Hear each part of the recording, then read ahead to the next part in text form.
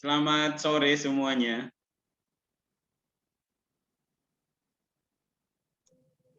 Ya, banyak sudah bergabung. Langsung saja Pak di pandu pembahasan reading hari ini. Baik, terima kasih.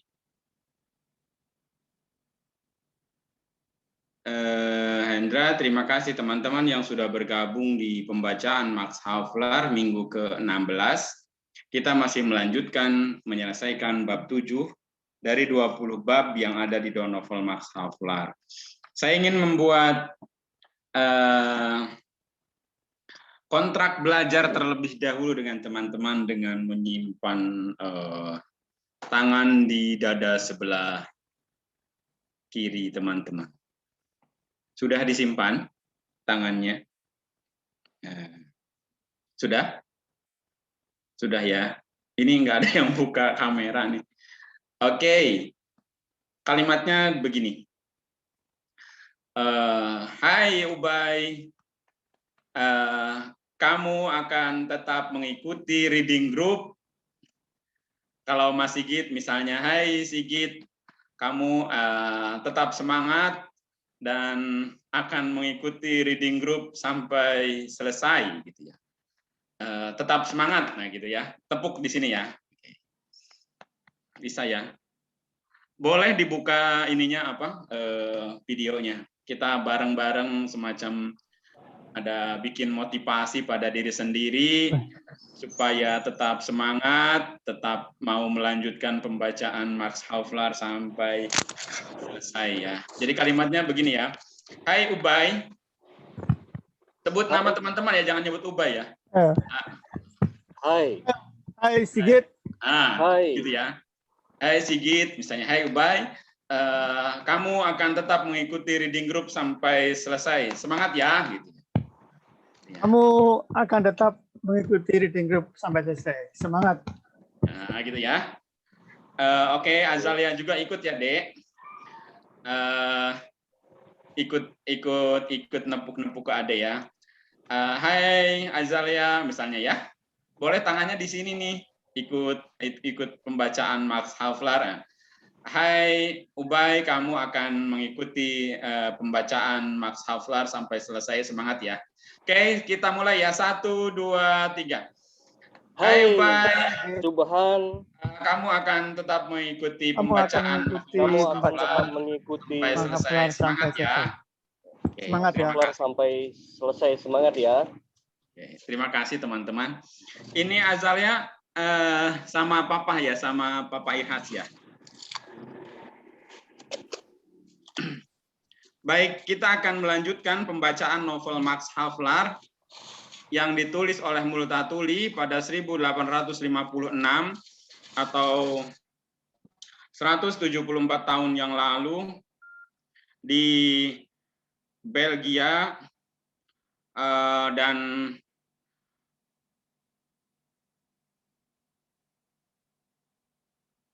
akan dilanjutkan kita hari ini pertemuan ke-16 dan ini masih di bab 7 novel Max Havelaar.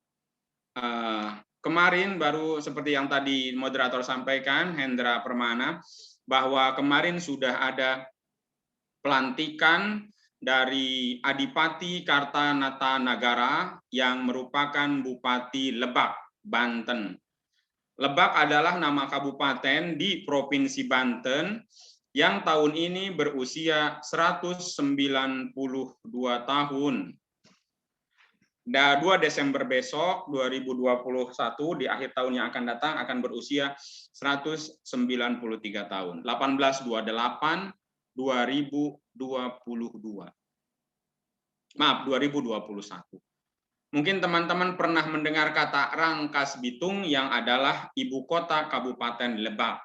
Sama seperti mungkin ya, seperti di Solo, lebih terkenal Solo padahal nama kabupatennya Surakarta. Atau lebih terkenal Banyumas. Iya, Banyumas. Banyumas aja ding, Solo sama Surakarta, Lebak Kabupaten, Rangkas Bitung Kota Kecamatan. Kemarin kita baru sampai di bagaimana Haflar akan tinggal di rumah yang baru yang saat ini berada di belakang Rumah Sakit Umum Dr. Aji Darmo. Kemudian mereka akan kerasan alias betah gitu ya, akan betah tinggal di sana, dan mereka menginginkan semoga bisa hidup tenang, hidup damai di sana dengan berhemat dari gaji yang dimiliki oleh Haflar. Saya baca ya, kita baca pelan-pelan ya, teman-teman boleh mengikuti. Sebelum perjalanan ke Eropa, dari sini nih ya, Haflar menjadi asisten residen di Ambon, yang paragraf sebelumnya yang jauh, nah itu. Di sana, Ambon ya, di Sulawesi. Di sana dia harus berjuang menghadapi banyak kesulitan karena penduduk pulau itu sedang bergolak dan memberontak akibat banyaknya tindakan buruk yang dilakukan belakangan ini. Dengan susah payah, Haflar berhasil meredam semangat perlawanan itu. Tapi merasa jengkel dengan sedikitnya bantuan yang diberikan oleh pemerintah kepadanya, dan merasa sedih melihat pemerintah buruk yang sudah berabad-abad mengurangi jumlah penduduk dan merusak Kepulauan Maluku yang indah. Seandainya memungkinkan, pembaca harus berupaya membaca apa yang ditulis mengenai hal itu oleh Baron van der Kavelen pada 1825. Penerbitan karya filantropis itu bisa ditemukan dalam semua surat kabar resmi Hindia Belanda pada tahun tersebut, dan keadaannya belum bertambah baik semenjak itu. Karena kesedihannya memikirkan semua itu, Haflar jatuh sakit, dan ini mendorongnya untuk pergi ke Eropa. Sebenarnya dia berhak memperoleh pilihan yang lebih baik daripada di distrik Lebak yang miskin dan tidak produktif itu. Karena kedudukannya di Ambon lebih penting, dan tanpa adanya asisten residen sebagai atasan, di sana dia menangani sendiri semua urusan. Lagi pula, jauh sebelum dia pergi ke Ambon, terdengar desas-desus bahwa dia akan diangkat sebagai residen, akan diangkat sebagai gubernur gitu ya. Asalnya kan setingkat bupati. Jadi asisten residen itu bupati. Akan diangkat sebagai residen. Oleh karena itu banyak yang terkejut ketika Haflar mendapat distrik yang hanya memberinya begitu sedikit pendapatan. Karena banyak orang menilai pentingnya suatu kedudukan berdasarkan pendapatan yang diperolehnya. Namun Haflar sendiri tidak mengeluh soal itu. Ambisinya bukanlah mengemis-ngemis untuk memperoleh kedudukan yang lebih atau uang yang lebih banyak. Namun hal terakhir ini mungkin berguna baginya karena dalam perjalanannya ke Eropa dia telah menghabiskan sedikit uang yang ditabungnya pada tahun-tahun sebelumnya. Dia bahkan terpaksa meninggalkan utang. Jadi Haflar itu ada utang di Eropa ketika dia pergi ke Eropa. Dengan kata lain, dia miskin. Namun dia tidak pernah menganggap pekerjaannya sebagai sumber pendapatan. Dan ketika ditugaskan di Lebak, di Banten, di sini, di Rangkas Bitung, dengan senang hati, dia bermaksud membayar utang-utangnya dengan berhemat. Dan istrinya yang juga sederhana dalam selera dan kebutuhan, mendukungnya dengan rela. Namun berhemat adalah hal yang sulit bagi Haflar. Dia sendiri sudah puas apabila kebutuhan mendasar hidupnya terpenuhi. Ya, bahkan kurang dari itu. Tapi jika ada orang lain yang memerlukan bantuan, menolong dan memberi merupakan gairah terbesarnya. Menolong dan memberi adalah gairah terbesarnya. Ini seperti juga di dalam ajaran semua agama bahwa tangan di atas lebih baik daripada tangan yang di bawah. Menolong, memberi jauh lebih baik daripada meminta-minta. Ini Haflar sudah lakukan.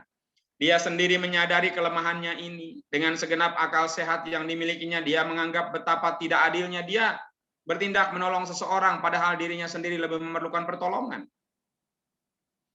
Dia semakin merasakan ketidakadilan itu ketika Tine-nya dan Max, istri dan anak, yang sama-sama sangat dicintainya menderita akibat kemurahan hatinya. Dia sendiri mencela kebaikan hatinya sebagai kelemahan, kesia-siaan, keinginan untuk dianggap sebagai pangeran yang menyamar. Dia berjanji untuk memperbaiki diri, akan tetapi ketika seseorang datang kepadanya sebagai korban kemalangan hidup, dia melupakan segalanya dan menolong orang itu. Namun dia punya pengalaman pahit akibat dari kebijakannya yang terlalu berlebihan itu. Seminggu sebelum kelahiran si kecil Max, dia tidak punya cukup uang untuk membeli box bayi bagi anak kesayangannya itu. Dia baru saja mengorbankan betapa perhiasan istrinya untuk beberapa perhiasan istrinya untuk menolong seseorang yang jelas keadaannya lebih baik daripada Haflar sendiri.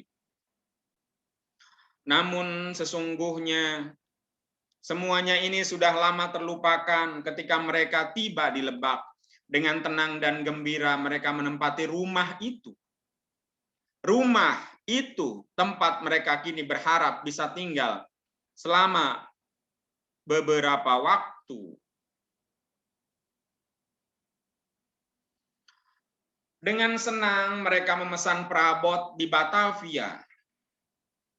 Saya ingat di Twitter 2 minggu kemarin ngobrolin tentang rumah Mas Subhan, Mas Sigit. Rame banget di Twitter ngomongin anak-anak muda di Jakarta, terutama di kota-kota besar yang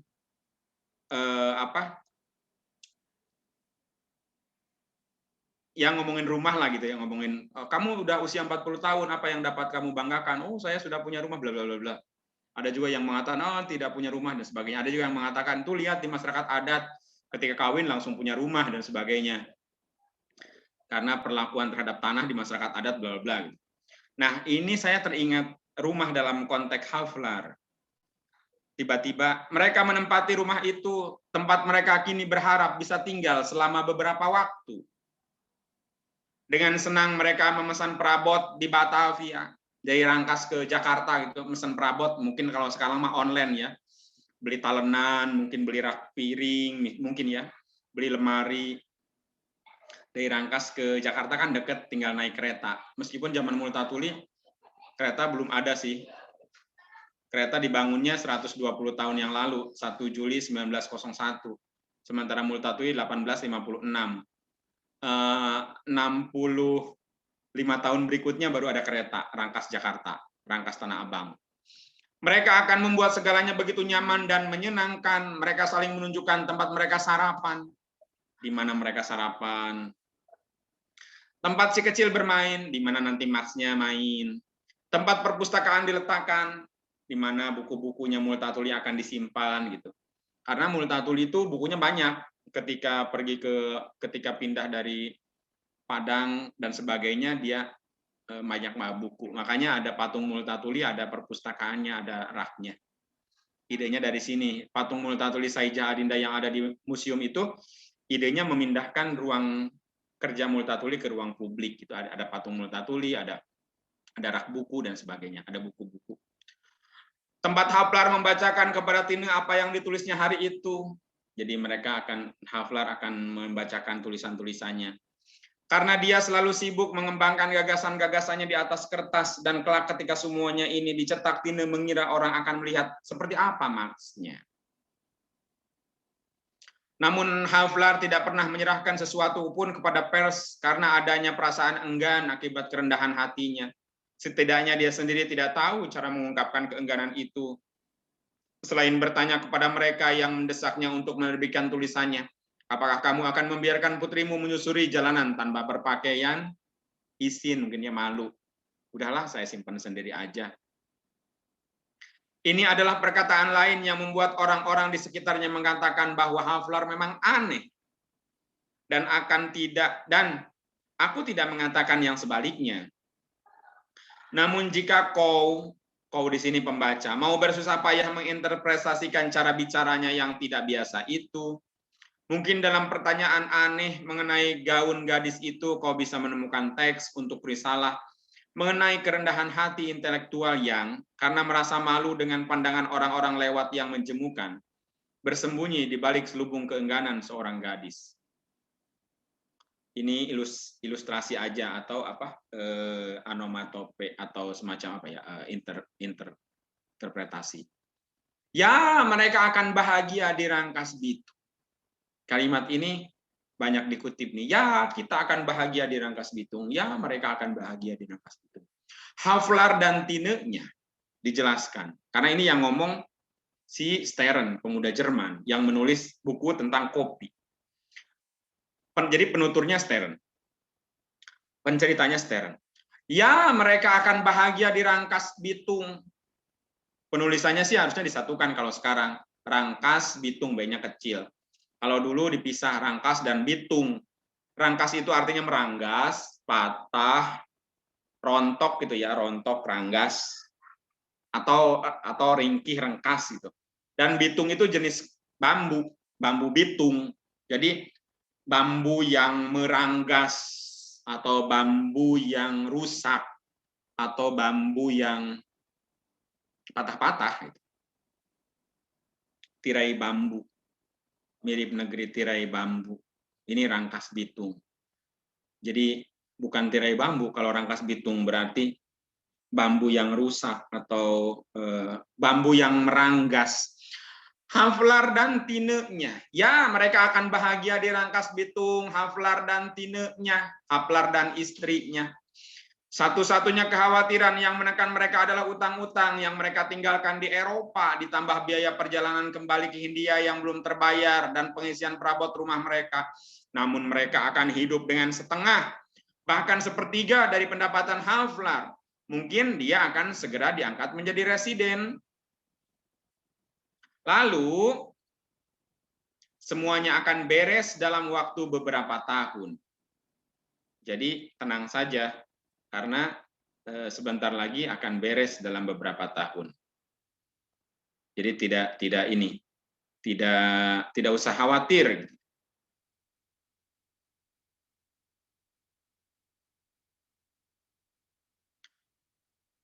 Tapi aku menyesal, Tine, jika harus meninggalkan Lebak.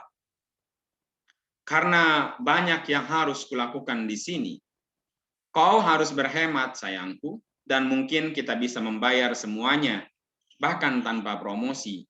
Lalu kuharap aku akan tetap berada di sini untuk waktu yang lama.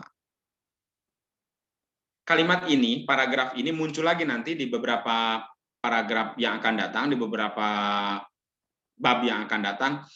Saya sangat menyesal jika meninggalkan Lebak. Seperti seorang ayah yang meninggalkan anaknya ketika dia sudah sembuh dari sakit. Tapi aku akan menyesal, Tine, jika harus meninggalkan Lebak karena banyak yang harus kulakukan di sini. Kau harus sangat berhemat, sayangku, dan mungkin kita bisa membayar semuanya, bahkan tanpa promosi. Lalu kuharap aku akan tetap berada di sini untuk waktu yang lama. Nah, Tine tidak memerlukan dorongan untuk berhemat. Bukan kesalahannya jika penghematan harus dilakukan. Tapi dia telah begitu mengidentifikasikan dirinya sendiri dengan Max-nya. Jadi si Tine ini istrinya sering ditulis oleh para pengamat sebagai pahlawati Max Havelaar. Jadi Tine ini pahlawannya Havelaar. Jadi kalau tidak ada Tine mungkin tidak akan ada novel ini. Tine selalu mendukung setiap apa yang diambil oleh si Havelaar suaminya. Sehingga tidak menganggap perkataan ini sebagai teguran, dan itu memang bukan teguran. Havelaar tahu sekali bahwa dia sendiri telah melakukan kekeliruan dengan kemurahan hatinya yang berlebihan. Dan kesalahan Tine adalah seandainya dia memang punya kesalahan, rasa cinta terhadap Max-nya yang membuat dia selalu menyetujui segala perbuatan suaminya itu. Luar biasa ya, dianggap sebagai kesalahan. Tapi ya inilah bukti bahwa bagaimanapun Tine sebagai pahlawati Haflar. Ya, Tine setuju ketika Haflar mengajak dua perempuan miskin dari Nieuwstraat Jalan Baru yang belum pernah meninggalkan Amsterdam dan pergi berjalan-jalan ke bazar Haarlem dengan alasan raja telah memerintahkannya untuk menghibur perempuan-perempuan tua yang berkelakuan baik. Dia setuju ketika Haflar menghibur anak-anak yatim piatu dan seluruh panti asuhan di Amsterdam, dari seluruh panti asuhan di Amsterdam dengan kue jahe dan sus almond, serta melimpahi mereka dengan mainan. Dia memahami sepenuhnya ketika Haflar membayar tagihan hotel keluarga para penyanyi miskin yang ingin kembali ke negara mereka, tapi tidak ingin meninggalkan barang-barang mereka, termasuk harpa, biola, dan selo yang mereka perlukan untuk profesi menyedihkan mereka. Dia tidak bisa menolak, dia di sini adalah Tine. Dia tidak bisa menolak ketika Haflar membawa gadis yang menyapanya di jalanan pada malam hari, memberi gadis itu makanan dan penginapan, serta tidak mengucapkan kata-kata. Pergilah dan jangan berbuat dosa lagi. Sebelum Haflar memberi gadis itu cukup uang supaya tidak berbuat dosa. Dia, si Tine maksudnya istrinya, setuju ketika Max-nya memboyong piano ke ruang tamu seorang ayah yang didengarnya berkata, betapa menyesalnya dirinya dengan kebangkrutannya karena anak-anak perempuan tidak punya musik lagi.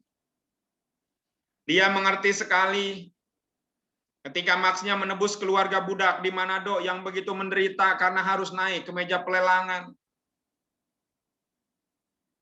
Jadi banyak sekali yang harus diterima oleh Tine. Dia menganggap sudah sewajarnya jika Max mengganti kuda-kuda yang telah ditunggangi sampai mati oleh para perwira di Bayonnaise.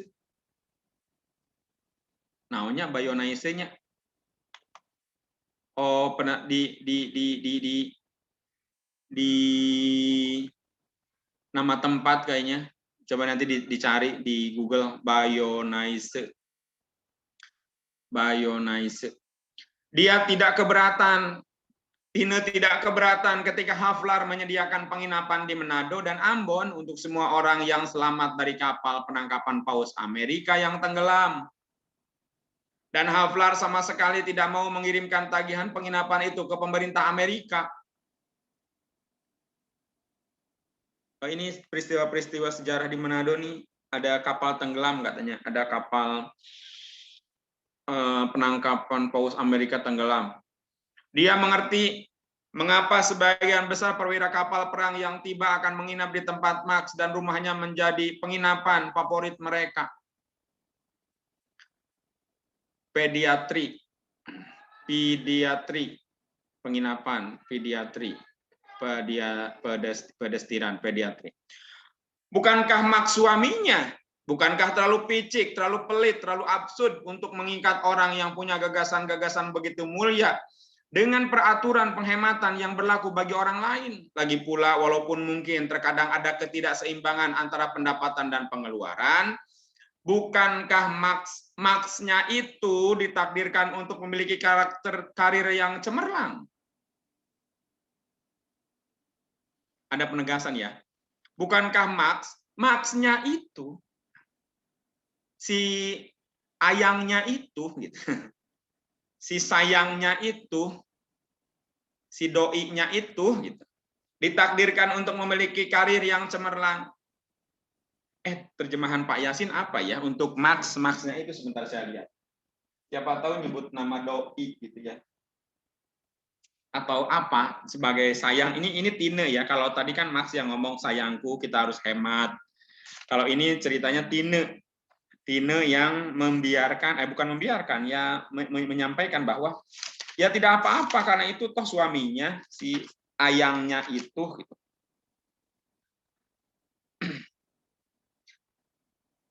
Dia tidak bilang anak gadis dua sebenarnya. Dia menganggap suatu perbuatan yang wajar bahwa Max memberikan kuda lain kepada orang-orang yang kudanya mati dipacu oleh opsir-opsir Bayonnaise.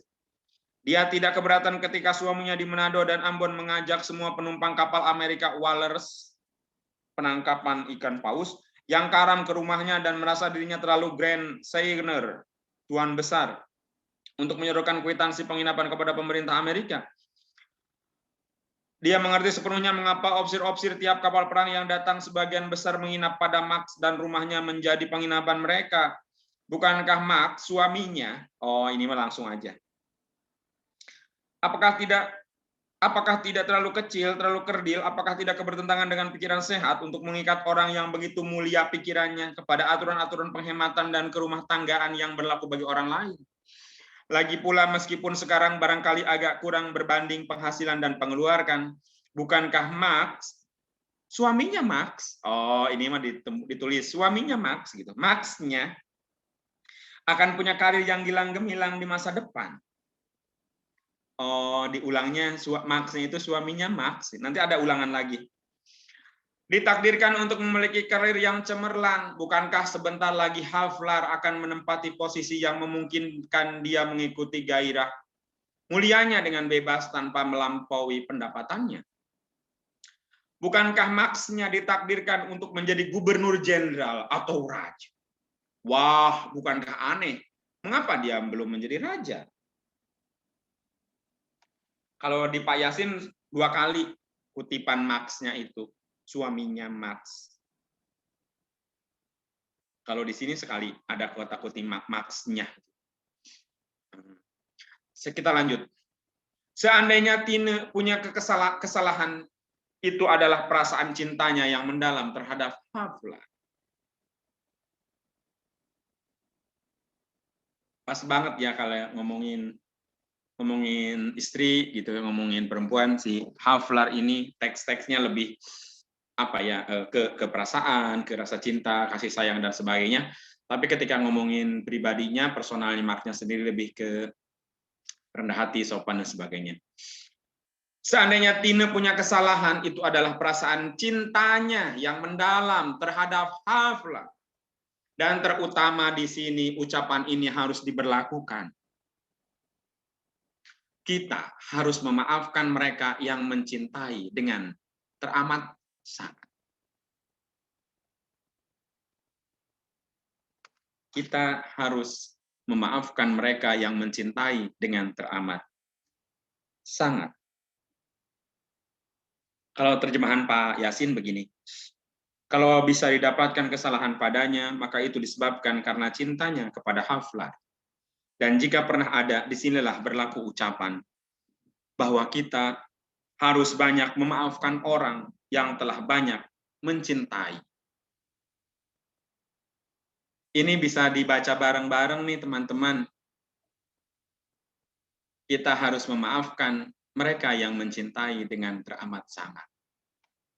Atau bahwa kita harus banyak memaafkan orang yang telah banyak mencintai. Saya teringat bahwa, ini tambahan saja, saya teringat bahwa orang yang kadang kita banyak kesalahan adalah kepada orang yang paling dekat dengan kita. Jadi mungkin Mas Subhan, Mas Sigit, atau Mas Rudi, ini Mas atau Mbak Anggi, atau Hendra, atau Virgin, terkadang kita abai terhadap orang di sekitar kita. Saya sendiri, padahal kita sering banyak kesalahan, paling banyak kesalahan kepada orang-orang terdekat kita, bukan orang yang jauh. Mungkin kita sering nyuruh pada istri kita, pada adik kita, saudara kita, banyak hal yang dikerjakan minta bantuan mereka. Jadi kadang dosa-dosa terkecil adalah dosa-dosa kepada orang yang paling dekat dengan kita. Dan dosa-dosa kecil itu kadang menumpuk. Oleh karena itu, kita harus memaafkan mereka yang mencintai dengan teramat sangat.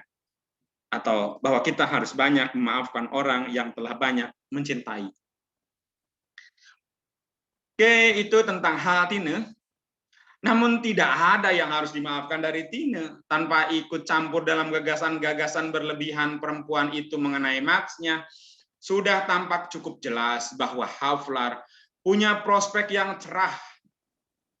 Dan ketika prospek ini terwujud, segala akibat tidak menyenangkan dari kemurahan hatinya akan segera menghilang. Namun masih ada alasan lain untuk memaafkan kecerobohan Haflar dan istrinya yang tampak jelas itu. Di usia muda, Tine kehilangan kedua orang tuanya dan dibesarkan oleh kerabat ayahnya. Saat perkawinannya, kerabat itu mengatakan bahwa Tine punya sedikit kekayaan yang lalu diserahkan kepadanya. Namun dari beberapa surat bertanggal lebih awal dan dari beberapa catatan lepas yang disimpan Tine di meja tulis milik ibunya, Haflar mengetahui bahwa keluarga Tine dulunya sangat kaya.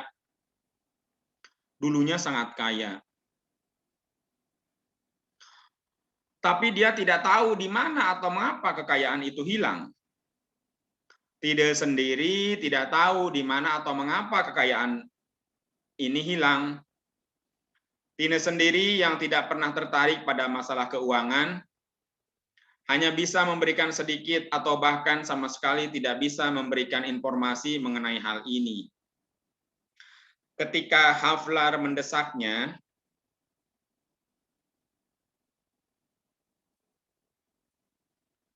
memberikan informasi mengenai harta milik keluarganya dulu, dia mengetahui bahwa kakek Tine, Baron van Wijnbergen, telah beremigrasi bersama William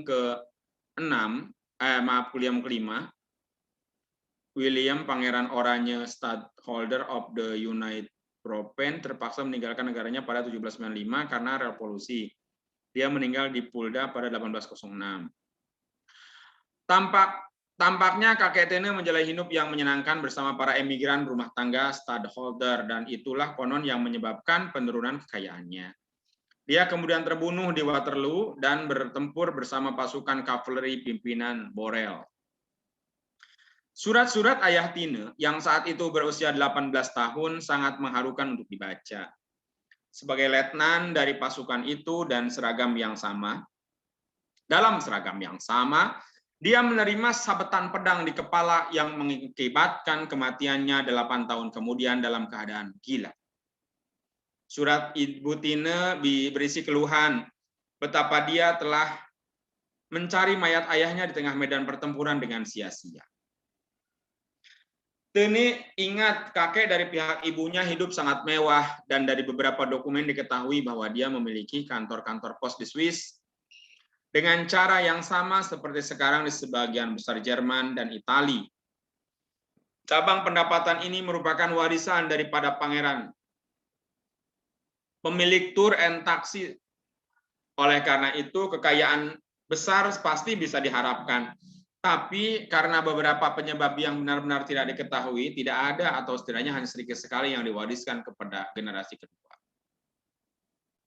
Haflar baru mengetahui sedikit informasi yang bisa diketahuinya mengenai hal ini setelah menikah. Dan ketika menyelidikinya, dia terkejut karena meja tulis tadi bersama isinya yang dipertahankan Tine karena perasaan cinta terhadap ibunya, tanpa mengetahui bahwa benda itu mungkin berisi dokumen yang penting dari sudut keuangan, telah menghilang secara tidak jelas. Walaupun tidak tertarik berdasarkan hal itu dan banyak keadaan lainnya, Haflar membangun gagasan mengenai adanya kisah romantis yang tersembunyi di belakangnya. Dan seseorang tidak bisa marah kepadanya karena dia yang sangat menginginkan gaya hidup seperti itu menghendaki romansa ini untuk berakhir bahagia. Seperti apapun kisah ini, tak peduli adanya perampasan atau tidak, jelas dalam imajinasi Haflar muncul sesuatu yang bisa disebut Auk Million, Urif Auk Million, atau apa ya? Sebentar, kita lihat terjemahannya. Impian harta karun. Mimpi tentang harta karun. Review Aux Million. Impian menjadi kaya raya gitu ya. Ini sama sekali aneh. Ini sekali lagi aneh karena Haflar yang bersedia meneliti dengan cermat dan membela mati-matian hak orang lain walaupun mungkin terkubur jauh di bawah dokumen-dokumen, berdebu dan penipuan berlapis-lapis di sini, ketika kepentingannya sendiri dipertaruhkan, mengabaikan dengan ceroboh saat dia seharusnya memperjuangkan masalah itu. Tampaknya seakan Haflar merasa malu karena hal itu menyangkut kepentingannya sendiri. Dan aku yakin sekali bahwa seandainya Tine-nya, tiba-tiba ada aku di sini, nongol diksi aku, maksudnya si Stern. Dan aku yakin sekali bahwa seandainya Tine-nya menikah dengan orang lain dan Haflar ditugaskan untuk menguraikan sarang laba-laba tempat kekayaan warisan keluarga Tine terletak, dia akan berhasil mengembalikan kekayaan yang menjadi hak anak yatim piatu yang bersangkutan itu. Anak yatim piatu maksudnya ke Tine ya. Namun kini anak yatim piatu yang bersangkutan itu adalah istrinya. Kekayaan anak yatim piatu itu adalah kekayaannya.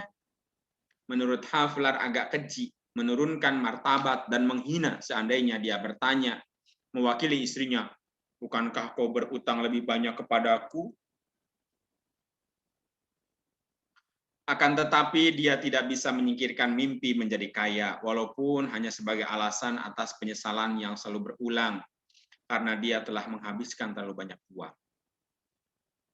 Namun tidak lama sebelum kembali ke Jawa, ketika Haflar sudah banyak menderita di bawah tekanan kemiskinan, ketika dia harus menundukkan kepala angkuhnya di bawah pos Kaudina dari banyak redaktur, Purca Kaudina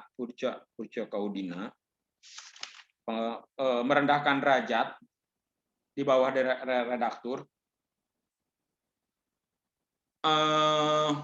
Mana tadi itu? Oh iya, dari banyak kreditur, dia berhasil menaklukkan kemalasan atau rasa malunya dan mulai bekerja untuk memperoleh kekayaan yang menurutnya berhak diterimanya. Lalu dia mendapat balasan berupa tagihan yang sudah lama menunggak sebagai dalih yang seperti diketahui banyak orang tidak terbantahkan. Balik lagi ke awal, namun mereka akan berhemat di Lebak, dan mengapa tidak di desa yang tidak beradab semacam itu? Waduh, Lebak disebut tidak beradab. Kau tidak akan melihat gadis-gadis di jalanan yang hanya punya sedikit kehormatan untuk dijual demi mendapatkan sedikit makanan. Di sana kau tidak akan maaf. Di sana tidak ada keluarga yang mendarat kehilangan segalanya akibat perubahan nasib. Dan pada umumnya inilah batu karang yang membuat niat baik Haflar kandas. Jumlah orang Eropa di distrik ini terlalu sedikit untuk bisa diperhatikan. Dan orang Jawa di Lebak terlalu miskin untuk menarik perhatian. Tina tidak memikirkan semua ini karena dia lebih mengutamakan cintanya kepada Max daripada memikirkan penyebab keadaan mereka yang kurang menyenangkan. Akan tetapi ada sesuatu di lingkungan baru mereka yang meniupkan ketenangan, yaitu tidak adanya kasus-kasus berpenampilan romantis palsu yang dulu sering membuat rasa malunya dan mulai bekerja untuk memperoleh kekayaan yang menurutnya berhak diterimanya. Lalu dia mendapat balasan berupa tagihan sudah lama menunggak. Nah, kok bolak-balik sih? Oh, sini nih. Di sana, oh ini loncat kayaknya paragrafnya. Sini nih. Namun mereka akan berhemat di Lebak, dan mengapa tidak di desa yang tidak beradab semacam itu? Kau tidak akan melihat gadis-gadis di jalanan yang hanya punya sedikit kehormatan untuk dijual demi mendapatkan sedikit makanan. Di sana kau tidak akan menjumpai orang-orang yang hidup dari pekerjaan yang problematis. Di sana tidak ada keluarga yang mendadak kehilangan segalanya akibat perubahan nasib, dan pada umumnya inilah batu karang yang membuat niat baik Haflar kandas. Jumlah orang Eropa di distrik ini terlalu sedikit untuk bisa diperhatikan. Dan orang Jawa di Lebak terlalu miskin untuk menarik perhatian. Di sini, di sebelah sini, Indra. Halaman sini. Nah, Tina tidak memikirkan semua ini karena dia lebih mengutamakan cintanya kepada Max daripada memikirkan penyebab keadaan mereka yang kurang menyenangkan. Akan tetapi, ada sesuatu di lingkungan baru mereka yang meniupkan ketenangan. Ketenangan ditiupkan. Yaitu tidak adanya kasus-kasus berpenampilan romantis palsu yang dulu sering membuat Max berkata, Tine, bukankah aku tidak bisa mundur dari kasus ini? Dan jawabannya selalu, tentu saja, Mak, kau tidak bisa mundur dari kasus ini.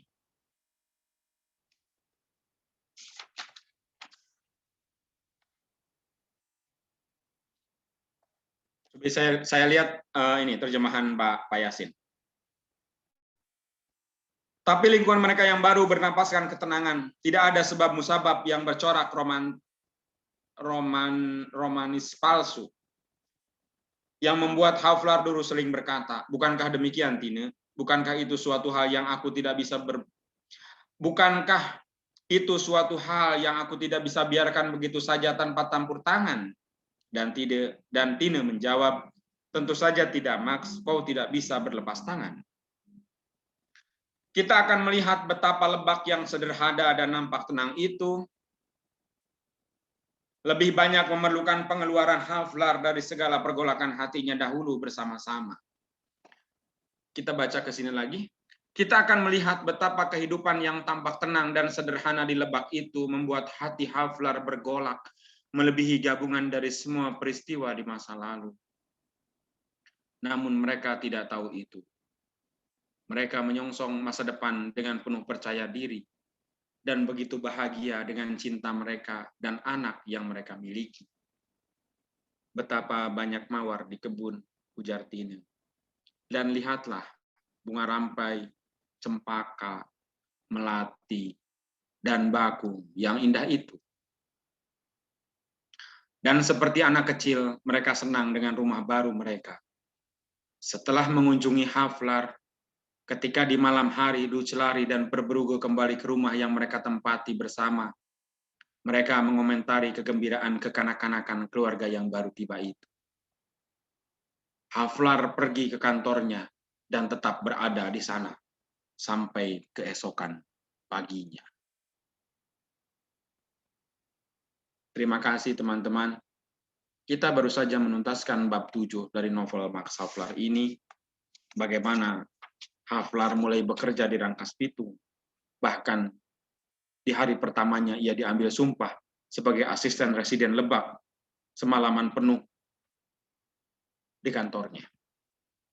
Tapi itu semua bisa terlewati karena bagaimanapun Havelaar dan Tinenya akan bahagia di Rangkas Bitung seperti kanak-kanak. Karena saya pikir orang dewasa adalah kumpulan dari kanak-kanak itu sendiri. Kita orang dewasa adalah kumpulan dari anak-anak. Anak-anak, orang dewasa adalah kotak-kotak yang terpisah. Akan tetapi kita tidak bisa menjadi dewasa tanpa melewati masa kanak-kanak itu. Jadi masa kanak-kanak adalah bagian tak terpisahkan dari masa dewasa kita. Dan itu akan menjadi satu kotak tersendiri. Seperti kita hari ini, mungkin membaca Max Havelaar seperti juga kegiatan anak-anak. Dan kita harus bahagia. Hidup bahagia. Terima kasih. Selamat sore semuanya. Ya, terima kasih untuk Pak Ubay atas panduannya membaca Max Havelaar di bab 7 sampai akhir. Mungkin memang di akhir bab ini Mutatuli banyak mengeluarkan kata-kata yang puitis sih.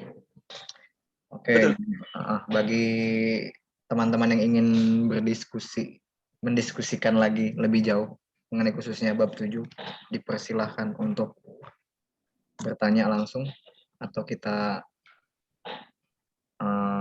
Oke, Mas Sigit silahkan. Yang lain dulu, jangan saya dulu. Siapa? Kalau nggak ada aku ya.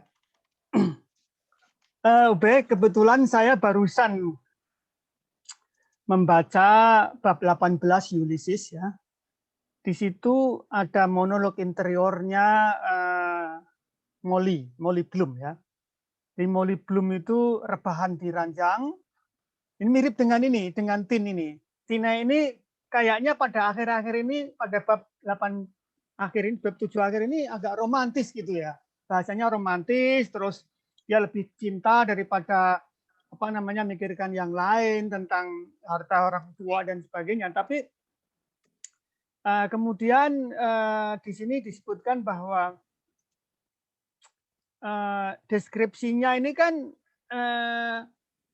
si Marx ini betul-betul menjiwai bahwa Tin ini seolah-olah tahu, Marx ini seolah-olah tahu tentang perempuan, tentang istrinya itu ya. Nah ini terjadi pada James Joyce dan Nora. Gitu.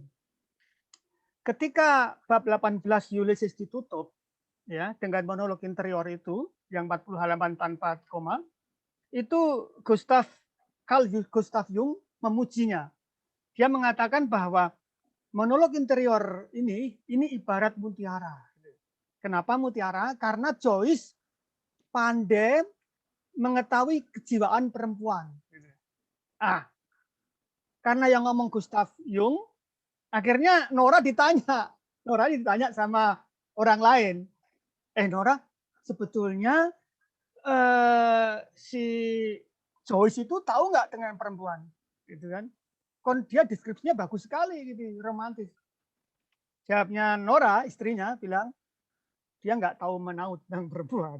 Nah, pertanyaan saya pada UB, apakah ada wawancara di luar ini pada Makaflar, pada Multatuli ya?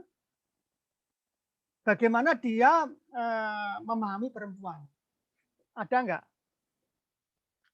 Sepengetahuan saya tidak ada wawancara khusus, tapi ada lewat tulisan-tulisan Havlar terhadap pacar-pacarnya, terhadap Tine istrinya. Jadi ada satu bundel buku khusus yang menceritakan tentang Tine istrinya Havlar. Ada satu tesis khusus tentang Tine, makanya disebut Pahlawati Havlar. Nah, tapi apakah itu berdasarkan pengetahuan, pemahaman, atau bacaannya Havlar terhadap perempuan, saya belum menemukan. Tapi ada satu bahasan khusus tentang emansipasi perempuan. Jadi Multatuli pernah nulis tentang emansipasi perempuan, kesetaraan, dan sebagainya. Dan itu jadi bahan kajian. Jadi ada yang mengkaji Max Havlar dalam konteks bagaimana dia di Max Havlar ini mendudukan perempuan, mendudukan Tine di tempat yang layak, mendudukan istrinya itu di tempat yang tepat. Bahkan sampai pada dia di konteks kehidupan nyatanya, ketika dia menikah lagi dengan Mimis Kifel Hamami, itu ketika Tine sudah meninggal. Nah, di William Frederick Herman memang disampaikan bahwa Tine tetap menemani Havlar meskipun mereka berada jauh ketika keluar ya sebagai Amtenar. 1856, 1859 bahkan surat menyurat itu tetap terjalin di antara 1860, bahkan royalti pertamanya itu royalti Max Havlar meskipun dioret-oret oleh temannya penerbit yang menerbitkan 10 tahun Max Havlar 1860 sampai 1870, itu royaltinya tetap ngalir kepada Tine gitu. Namun memang setelah 1870 ya Multatuli kan meninggal 1887 ya. Jadi ada 17 tahun kemudian itu sudah tidak lagi pakai royalti karena sudah dia Nah, itu yang sepengetahuan saya belum bahas sendiri, tapi memang pernah ada penulis Belanda datang ke Museum Multatuli meminta agar coba misalnya kajian-kajiannya didorong ke Tine ya dalam konteks feminisme, dalam konteks kesetaraan, dalam konteks bagaimana Multatuli memandang emansipasi perempuan. Karena di simposium 150 tahun Max Havlar itu ada satu sub yang membicarakan tentang bagaimana emansipasi perempuan di dalam novel dan di dalam tulisan-tulisan Max Havlar. Kalau konteks kejiwaan saya kurang paham, tapi kalau konteks agama misalnya ya, kakeknya Dian Sastro, Subagio Sastrowardoyo pernah juga ngulas bahwa misalnya sajak saijah untuk Adinda, aku tidak tahu di mana aku akan mati, atau itu diambil dari ayat Al-Quran bahwa misalnya kita tidak akan tahu bahwa kematian itu kapan menghadapi kita. Karena Multatuli di 1856 itu juga selain membaca Injil juga membaca Al-Quran dalam versi terjemahan bahasa Perancis. Jadi 1856 Al-Quran terjemahan bahasa Perancis dan Injil sudah masuk ke Jawa. Karena 1828 di Rangkas Bitung itu sendiri sudah ada penginjil gitu ya.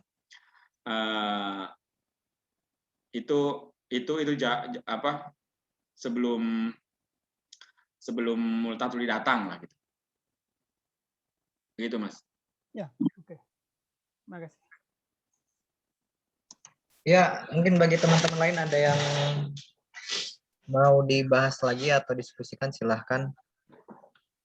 Biasanya Mas Suban nanya-nanya nih, silahkan Mas Suban kalau ada yang mau ditanyain, atau Pak Rudi mungkin, Mbak Anggi atau Virgin atau Nanda, silahkan. Ya, yang lain silakan. Ya, silahkan Mas.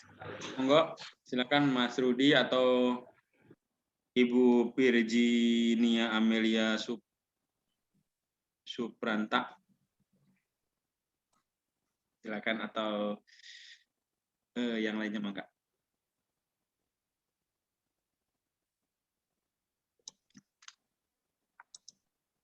Ya, kalau tidak ada, kita akhiri saja pembacaan Aku kita. tambahkan ya. Oh ya. Untuk Mas Subhan ya. Mas Subhan tolong, ini tugas sampean nih, PR nih yang ada di Jawa, di Sumatera.